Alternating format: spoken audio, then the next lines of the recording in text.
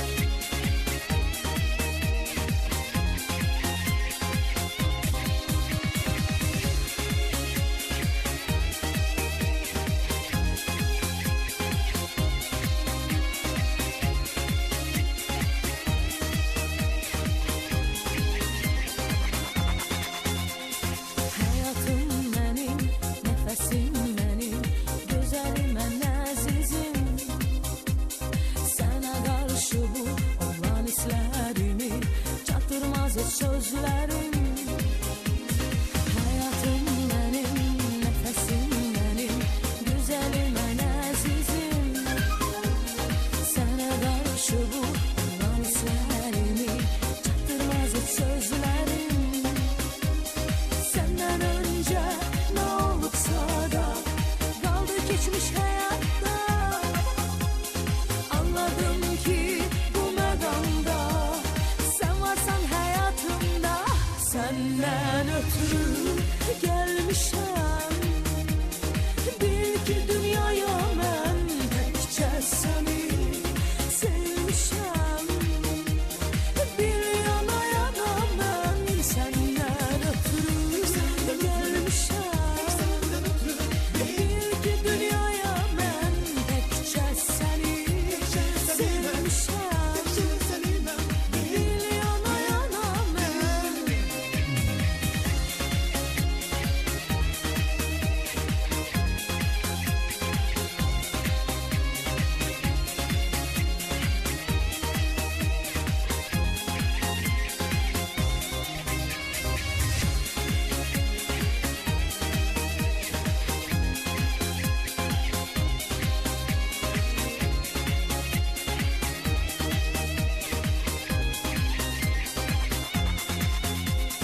Hayatım benim, nefesim benim, güzelim en azizim.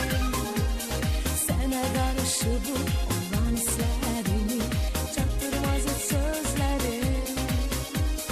Senden önce ne olursa da kaldı geçmiş hayatta.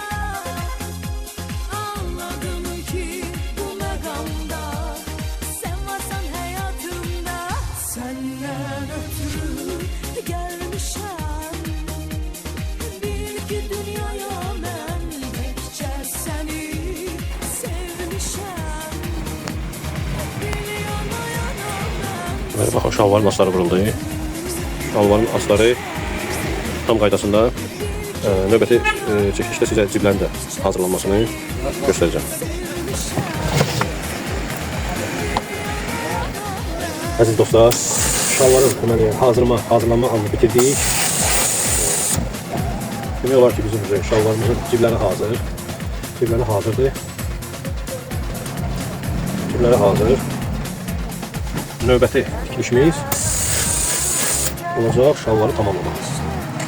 Bilirsiniz, şalvar göstəricisi qaydasında və növbəti çəkilişimdə sizə şalvarın tam hazırlanma prosesini göstərəcəm.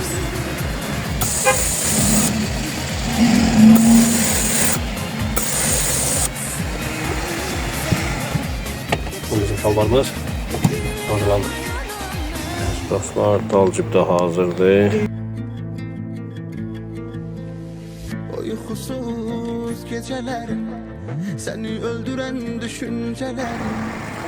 Şalvarımızın qabaq tərəfi hazırdır. Zamok tərəfi, diriçkalarımız.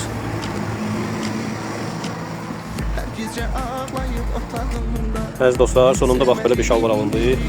Niyə üçün tikildi? Benim adımı sayarlayacağım, mənə xitab edəcən.